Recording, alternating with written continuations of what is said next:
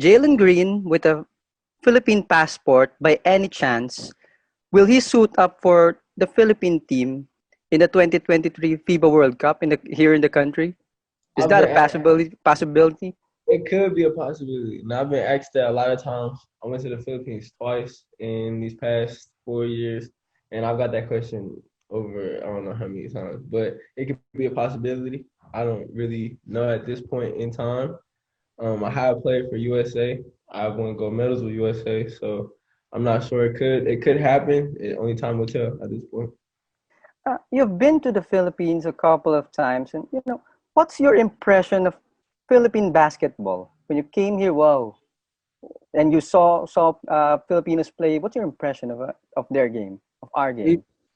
Y'all game is amazing. I love coming out there playing against y'all because y'all compete. Y'all so competitive out there. Y'all love the game of basketball.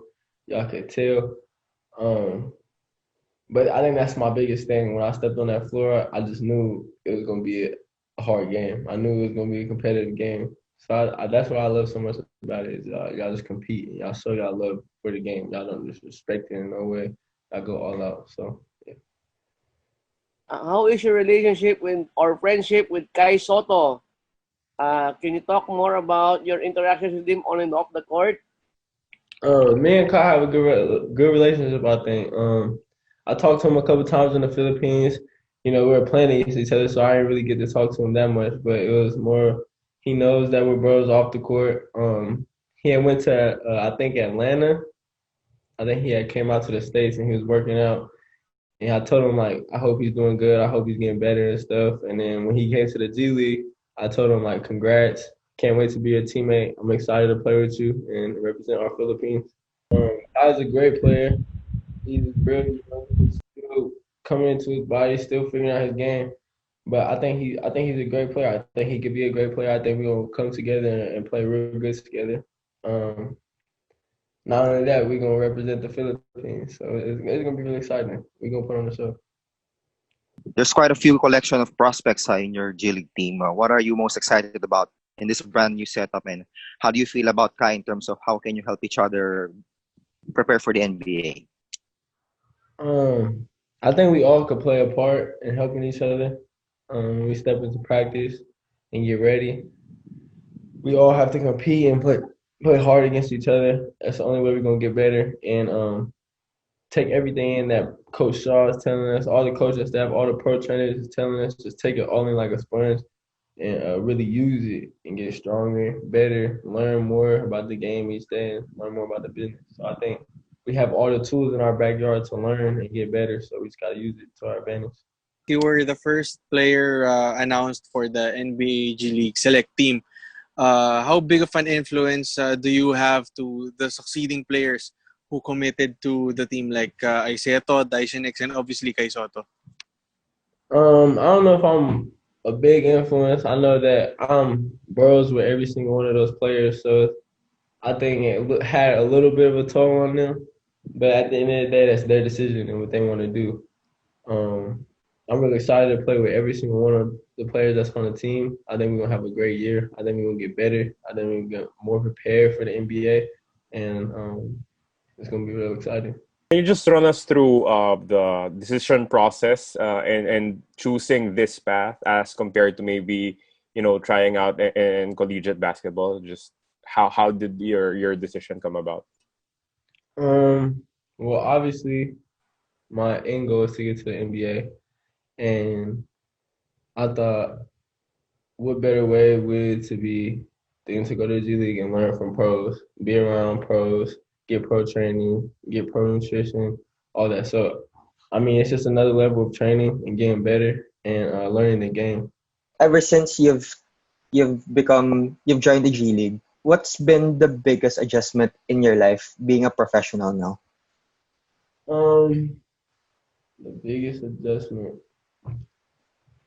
I would say, just dealing with off court things.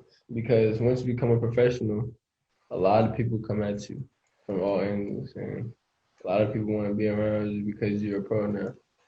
And so I think it's just the off court because not only you're not worrying about basketball no more, you're worrying about your business. You gotta learn the business side of basketball. So I think the biggest adjustment is just learning the business side and becoming an adult into the game, becoming a pro, like you said. Playing the FIBA Championships, the World Cup, the under 17s.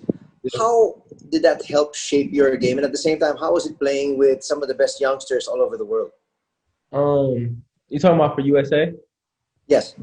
Oh, USA is a different game. You really gotta learn your role. You really gotta be out your comfort zone. And that's the biggest thing they appreciate USA. Just get out your comfort zone.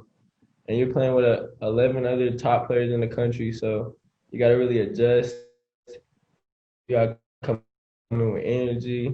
Playing out there in where we went with the Greece, Argentina, playing out there against all these top teams. Everyone's playing hard, trying to win a gold medal, and that's something that you don't get to do at age 17 all the Yeah. time. Like it's a once in a lifetime opportunity. So I mean, it just changes your game. You really gotta mold to it. You really gotta adapt, and that's something you have to do in the NBA because you're playing with other great players in the NBA. So you gotta really adapt to it, know your role. What you gotta do when you step on the court. You're gonna bring energy. You're gonna play defense.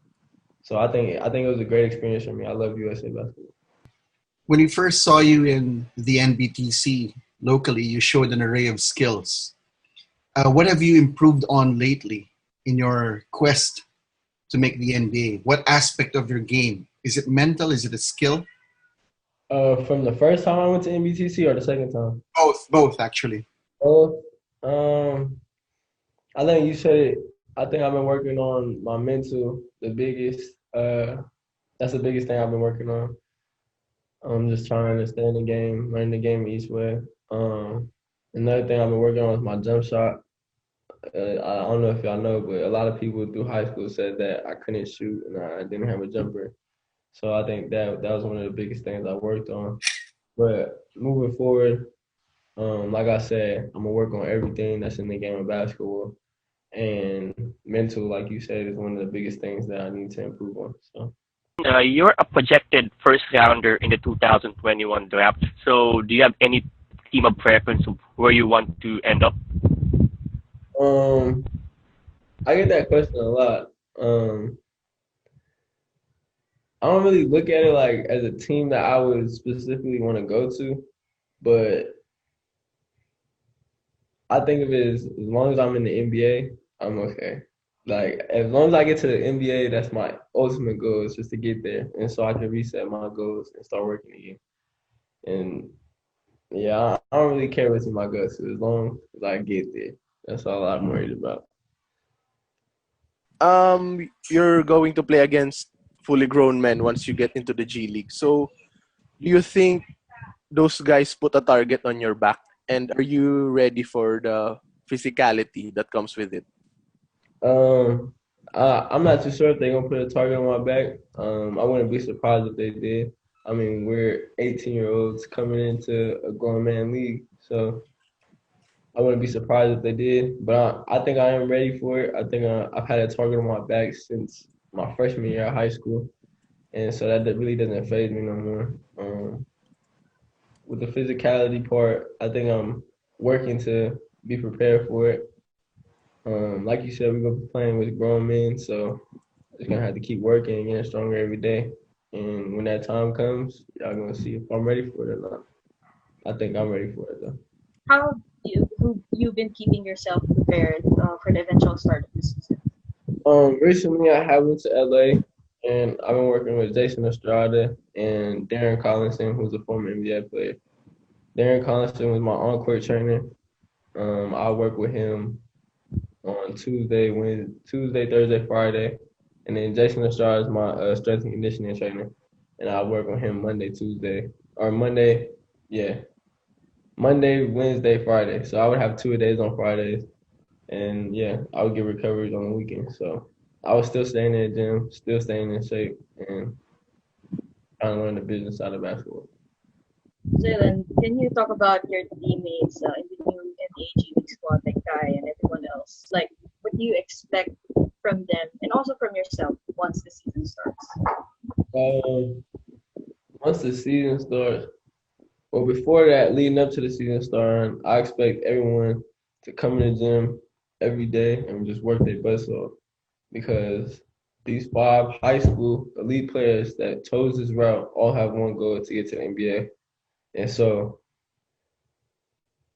there can't be no slack, there can't be no days off, there can't be none of that. So I expect everyone to come in the gym and work their butt off and get better each day. And at the same time, we got to build a chemistry, because if we do get a chance to step on that floor and play, then we all have to be on the same page so we can win. Thanks, Jalen. Kyle, up next, kindly unmute, please. When you decided to skip college and enter the G League, do you think that you started a new trend for players out of high school? A lot of people say I did start a new trend, and they said I was a pioneer, I was a trailblazer, a whole bunch of things like that. I didn't really look at it that way. I just looked at it as another way to get better, another way to develop my game, and I was the first one to do it. I took that chance, but I'm really excited about it. I think everyone that's on staff, all the training, everything's gonna come together, and we're gonna have a good year. And I'm gonna learn, and that's the biggest thing for me, just to learn and be prepared. So, who's your bet for bubble MVP and all bubble team? Bubble MVP. That's hard because a lot of people are doing really good right now, and there are a lot of people that you wouldn't expect, because no fans, no pressure. It's like a practice, basically, or like a scrimmage. So a lot of people are really going off. If I was to say MVP, I know James Harden had got it already, but he's still snapping and still going crazy. But for the team, I would say, Luka. Luka might get MVP. I would say Luka gets MVP. But for a team, probably Lakers. Like, you know how the Lakers just have so much chemistry and play so good together. So for the team, Lakers. For MVP, personally, one individually, Luka Doncic. It's crazy. He's been snapping.